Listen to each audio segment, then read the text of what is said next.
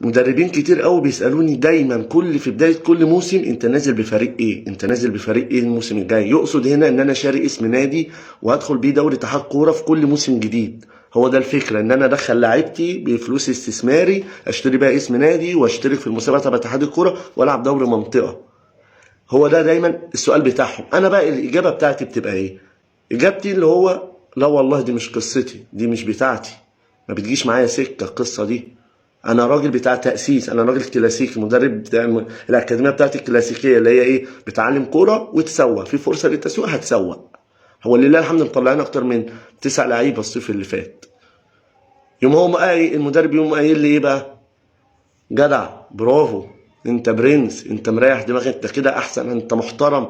طب يا عم مش انا محترم؟ طب ما تبقى محترم زيي، ما تبقى محترم زيي. ولا انت بتاخد اسم نادي وتدفع على لعيبتك فلوس، وفلان ياخد اسم نادي ويدفع على لعيبته فلوس، ويبقى الاستثماري بدل ما احنا عاوزين ننهيه بنعليه، والكير بتاع الاستثماري بيعلى في البلد.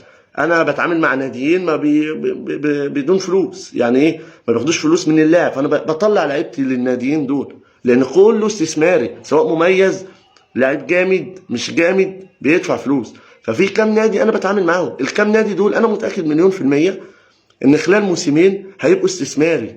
ايه اللي هيحصل بقى بعد كده؟ خلاص شكرا، انا مش عارف اطلع لعيبتي غير بفلوس، حتى لو ميسي. فانت يا عم شايفني جدع ومحترم، يبقى اعمل زيي. لكن انت لما تاخد اسم نادي وفلان ياخد اسم نادي وفلان ياخد اسم نادي، يبقى كده الاستثماري ما ينتهيش. وهقول لكم بقى على حاجه، كل اللي بيلعبوا بياخدوا انديه استثماري بيقول لك الاستثماري ده هو اللي مبوظ البلد وهو اللي مبوظ الكوره في مصر، وهم اساسا استثماري المدربين دول. فصباح الفل.